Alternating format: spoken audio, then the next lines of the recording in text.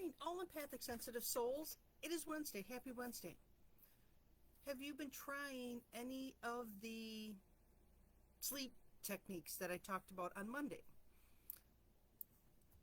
Whether it is to try to create a calming environment. I like lavender. There's some essential oils out there that really help with sleeping. And that it works for a while for me, but then I have to offset that with something else. Sleep disturbances are, oh my gosh. The problem that I have is I fall asleep in the recliner and I sleep so good for like an hour and a half, 2 hours. And then I wake up and I have to get ready to go to bed. Now, how to combat this? If I was thinking and using my brain and set an alarm at, say, 8 o'clock to start getting everything ready and set to go to bed, and then when I fell asleep in the recliner, I could just get up and fall into bed. But do I do that? No. I don't know if part of it is I'm an adult, and gosh darn it, if I'm going to stay up late and watch TV, I'm going to. I don't know. But it is starting to drive me bonkers. In the past 2 weeks, it has been, I'm tired at 9 o'clock. Just get up and go to bed. There's nothing wrong with going to bed early. Everybody I talk to goes to bed early because the majority of the people that are around me are still working, and it's usually day shift.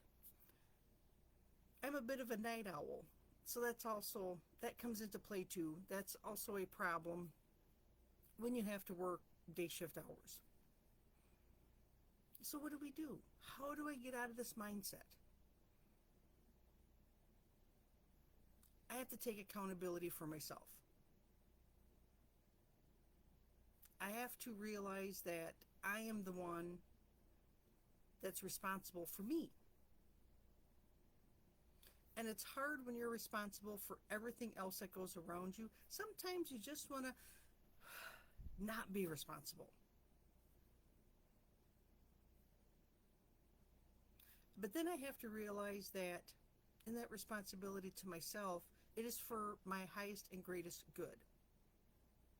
By taking care of me, it allows me to take care of others so much easier.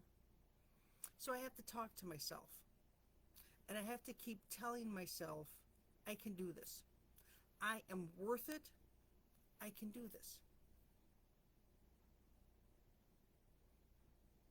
By helping myself get a good night's sleep, doesn't it make life so much easier throughout the day? I'm not as crabby.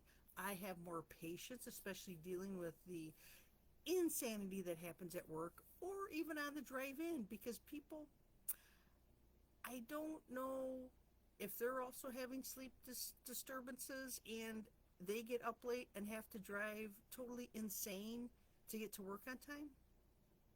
When I'm driving insane to get to work on time, the next day I get up a little bit earlier, so I leave a little bit earlier so I'm not driving insane. Sometimes I think it's just an ingrained habit. You're so used to being late that even when you're early, you still drive crazy. That's my thought. Either that or people just don't know how to drive anymore. People don't want to follow the rules of the road. I don't know that people know that there are rules of the road. I often wonder.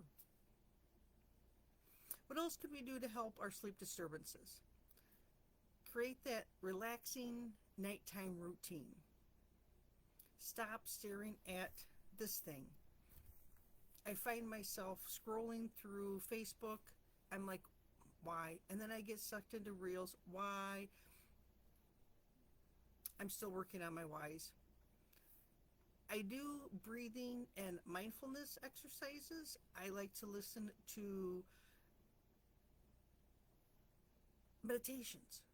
Something with nice soothing music, and sometimes it's a guided meditation, and that really helps me because the voice distracts my inner voice and I have to focus on what they're saying. I'm not one for journaling, but if you like to journal, getting all those thoughts out of your head and writing them, there's something about the hand, eye, and the writing really helps take it out of your mind and put it on paper, and it helps you relax. Creating a sleep friendly environment. I talked about essential oils. Lavender is a great one for promoting peace and calm and relaxation. I have blackout curtains. I have a air scrubber or an air purifier that is supposed to be quiet, but it sure makes a lot of noise, and that helps drown out those thoughts in my head. And then I listen to meditation or meditation type music or something to help relax and release the stress and the worry. Stay away from caffeine. I find that if I drink anything with caffeine from noon on, forget it. There's no sleeping that night. It seems to take 6 to 8 hours to kick in, and then it kicks in, and then I'm up all night.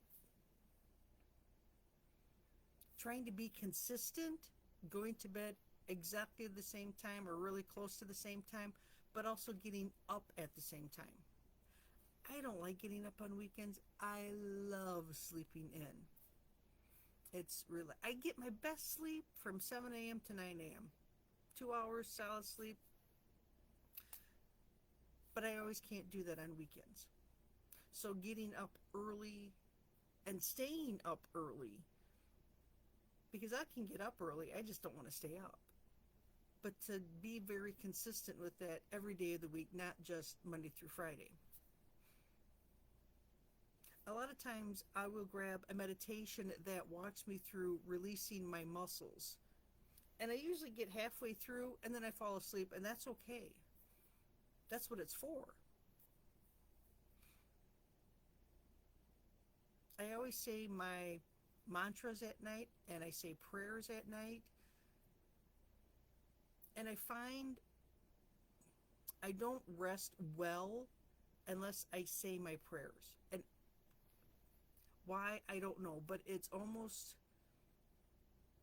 a habit that I have to do, and if I don't do it, I feel out of sorts. And I'm just putting good intention into the world. And I'm putting my intention back into me that I'm going to get a good night's sleep. And then, of course, if it's really the mind racing and you can't get out of that mode, talk to someone. As an intuitive emotional healer, a life coach, that's my job. I help people. I've been there. I'm going through it. I can help walk you through it. Seek support, seek help. A lot of times we just can't do this by ourselves. And it just takes a sounding board, somebody to listen. Sometimes it takes somebody to challenge you. I challenge you to go to bed at 9 o'clock every single night. I challenge you to not have caffeine in the afternoon. Even though you say it doesn't disturb your sleep, what is it doing in your body when you're not thinking it's doing anything in your body? Because caffeine, for me, is sneaky, and it crops up at 2 in the morning. And boom, I'm wide awake like I just had a shot of espresso. I have like this delayed reaction with caffeine. So I have to be very careful with caffeinated drinks in the afternoon. I myself seek support. I have my own life coach that helps talk me off the ledge when I'm like, I can't do this. Calm down, take a breath. Let's work through it. What's these emotions? What are you feeling? How can I help? And sometimes just knowing someone is there to help and someone is there to listen, that takes the majority of my stress away. In the strange times that are upon us and that are coming at us, it's more important than ever to find your tribe, to find people who care about you and who will help you. Because we have to stick together through this wild ride that we're on called life. This is what makes life worth living, is being together, helping each other. It's craziness out there. Well, I have to get ready for work.